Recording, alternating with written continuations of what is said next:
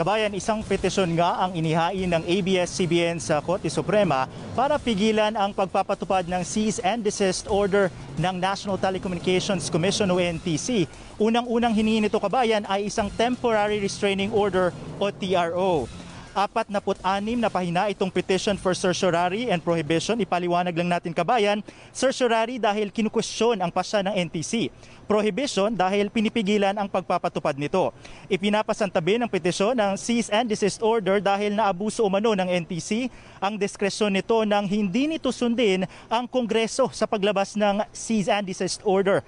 Matatanda ang sumulat pa ang House Franchise Committee at nagpasa ng resolusyon ng Senado para utusan ng NTC na magbigay ng provisional authority sa ABS-CBN habang dinidinig pa ang franchise renewal nito. Sa halip, ang sinunod ng NTC ay ang sinabi ni Solicitor General Jose Calida na maglabas ng CDO.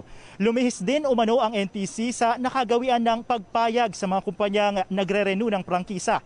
5 kumpanya ang tinuro nito na nag-operate kahit pasuna ang prangkisa. Nalabag din umano ang due process ng kumpanya dahil hindi man lang ito naabisuhan at nabigyan ng pagkakataon na sagutin ang anumang paratang laban sa kumpanya. Dagdag pa ng ABS-CBN, nilabag ng CDO ang karapatan ng taong bayan na malaman ang mga nangyayari sa bansa dahil nawala ang isa sa major source ng information nito. Apektado rin ang karapatan sa pamamahayag at malaking pinsala ang dulot nito sa 11,000 manggagawa ng ABS-CBN na mawawalan ng trabaho. Kabayan, wala pang sinasabi ang Korte Suprema kung kailan ito tatalakayin, pero inaasahan natin na meron silang special en banc session bukas sa pagre-retiro ng isa sa mga mahistrado. Yan ay si Justice Andres Reyes Jr. At kung mamarapatin nila ay pwede nila itong talakayin. So malalaman natin bukas kung meron bang ilalabas na TRO ang Korte Suprema. Kabayan? Mike, kasi ang sinasabi ay rule of law daw dahil ang ating prangkisa ay natapos na nga at obviously wala tayong prangkisa para makapag-operate. So paano natin sasagutin yon? Kabayan, ang sinasabi ng ating kumpanya at ito rin ang naging posisyon ng Department of Justice kay Justice Secretary Menardo Guevara.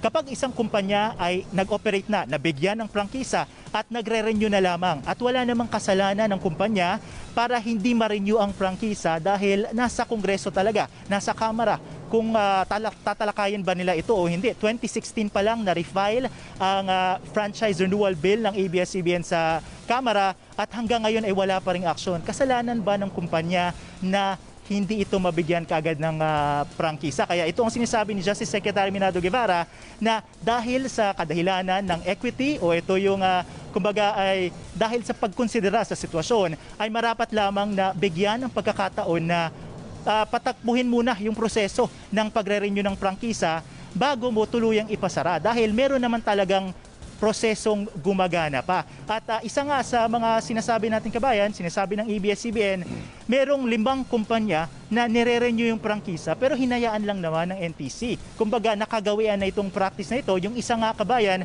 2 taong nag-operate ng walang prangkisa pero hinayaan ng NTC. Kaya ang sinasabi ng ABS-CBN, kung sa kaso nila ay hinayaan mo silang mag-operate, bakit sa ABS-CBN biglang naglabas ka ng cease and desist order? So hindi ata, ang sinasabi ng ABS-CBN, hindi pantay ang pagtrato sa mga kumpanyang ito.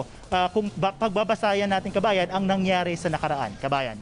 Doon ba sa ating petisyon para pigilan ng NTC na pigilan tayo makapag-operate, doon ba ay idiniin din natin ang pagkakataon na hindi man lamang tinalakay ng House of Representatives ang ating prangkisa at niwala pa nga sa committee level ang naturang prangkisa at hindi rin tinalakay kung ano man ang reklamo sa ABS-CBN para hindi tayo bigyan ng prangkisa?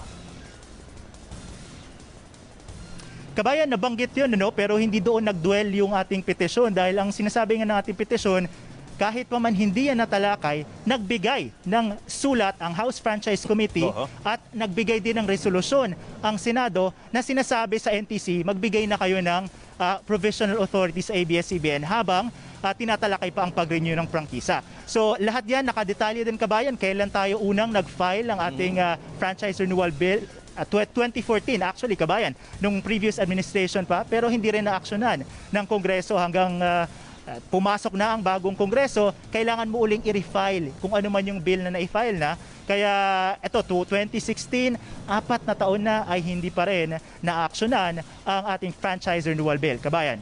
So, in-emphasize din natin, idiniin din natin doon yung naging proseso sa House of Representatives, sa mga hearing, maging sa Senado, at ang naging pangako ng NTC at maging pangako ng pamunuan ng House of Representatives.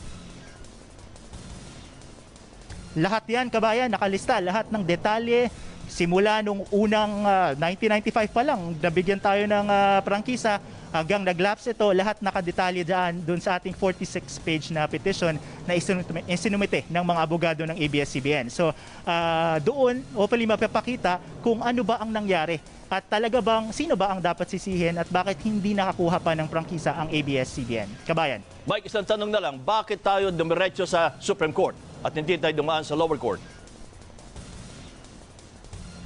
Kabayan, yan ang tanong natin dapat sa ating mga abogado kung bakit sa Korte Suprema. Pero ang nilagay nila doon na ito ang pinakamabilis na remedyo. Dahil sa sitwasyon nga, sarado ang mga korte, physically closed ang mga tanggapan, pwede kang mag-email pero ang talagang active ngayon na nag-meeting at nakakapag-usap ang mga maestrado ay sa Korte Suprema. At katunayan nga nito, kabayan, ay kamakailan lang gumawa sila ng kanilang online special session.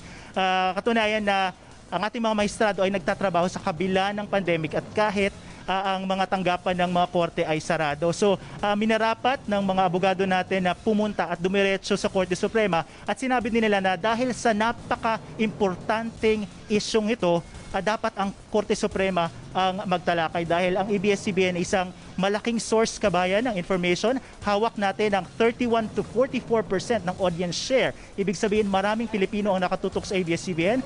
11,000 empleyado ang mga manggagawa ang nasa ABS-CBN at malaking source of revenue. Nasa 14 na bilyong piso, kabayan, ang binabayad na tax ng ABS-CBN mula 2016 hanggang 2019. So lahat ito mawawala kapag hindi pa rin tayo pinayagang mag-operate. Kabayan. Maraming salamat,